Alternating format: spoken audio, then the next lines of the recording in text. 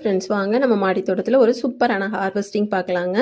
இது பார்த்தீங்கன்னா நம்மளுடைய சிவந்தம்பாடி கத்திரிக்காய் இருக்கக்கூடிய அதே பாட்டில் தாங்க. இது நம்ம கம்போஸ்ட்லேருந்து முளைச்ச தக்காளி செடி. அதிலிருந்து 2 தக்காளி கட் பண்ணியாச்சு. அதுக்கப்புறம் பார்த்தீங்கன்னா நம்மளுடைய வேங்கேரி முள்ளு கத்திரி தாங்க. இந்த முள்ளு கத்திரியும் பார்த்தீங்கன்னா நமக்கு இன்றைக்கி ஒரு 6 கத்திரிக்காய் அளவுக்கு கிடச்சிருக்கு. ஒரே கொத்துலேயே நமக்கு 3 கத்திரிக்காய், அது இல்லாமல் 3 தனித்தனியாக கிடச்சிருக்குதுங்க. இதை பார்த்தா காய் நல்ல நீளமாக பெருசாக இருக்குதுங்க. ஆனால் ரொம்பவே பிஞ்சு அழுத்துனா நல்லா ஸ்பாஞ்ச் மாதிரி அமுங்குதுங்க. அந்த மாதிரி இருந்துச்சுனாலே காய் நல்லா எலசாக இருக்குதுன்னு தாங்க அர்த்தம். அடுத்து பார்த்தீங்கன்னா நம்மளுடைய செடி அவரையும் பறித்து எடுத்துக்கலாம். செடி அவரையும் நமக்கு இன்றைக்கி கொஞ்சம் ஒரு கைப்பிடி அளவுக்கு கிடச்சிருக்குதுங்க. அது எல்லாமே நம்ம பறித்து எடுத்துக்கலாம். பாருங்கள், இந்த அளவுக்கு நமக்கு வேங்கேரி முள்ளு கத்திரி வந்து கிடச்சிருக்குது. அதுக்கு அடுத்தது கொஞ்சம் காராமணி கிடச்சிருக்குதுங்க. இந்த காராமணி பார்த்திங்கன்னா நான் பறிச்சுட்டு அதே பாட்டில் அப்படியே வச்சுட்டு வந்துட்டேன். அடுத்தடுத்த காய்கறி ஹார்வெஸ்ட் பண்ண போகலான்னு. அதனால தான் உங்களுக்கு ஃபைனலாக இதை நான் காமிச்சிருக்க மாட்டேன். இது பார்த்திங்கன்னா நம்மளோட தம்பட்டை செடி தம்பட்டை அவரை தாங்க. அடுத்து ஒரு நூக்கோல் நம்ம பறித்து எடுத்துக்கலாங்க. நூக்கோல் நிறையவே இருக்குது. ஆனால் நம்ம இப்போ பறிக்கிற மாதிரி ஒரே ஒரு நூக்கோல் இருக்குதுங்க.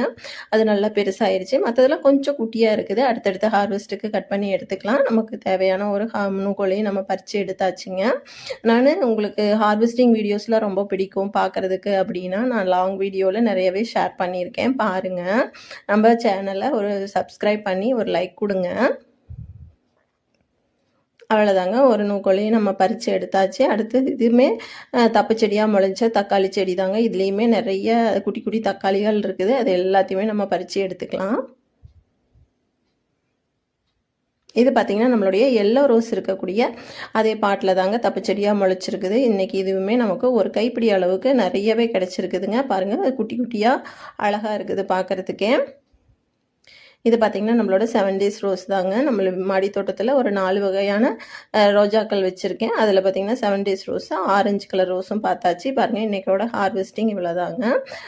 நமக்கு அவரைக்காய் கொஞ்சம் கிடச்சிருக்கு. அதுக்கு அடுத்தது பார்த்திங்கன்னா நூக்கோல் கத்திரிக்காய் தாங்க நமக்கு இன்றைக்கி ஹைலைட்டு. ஒரு 1/2 கிலோ அளவுக்கு கிடச்சிருக்கு. ஒரு 1/4 கிலோ அளவுக்கு தக்காளி கிடச்சிருக்குதுங்க.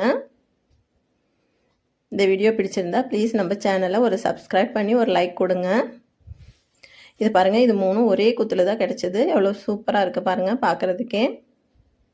எல்லா காயுமே நல்ல நீளமாக இருக்குதுங்க.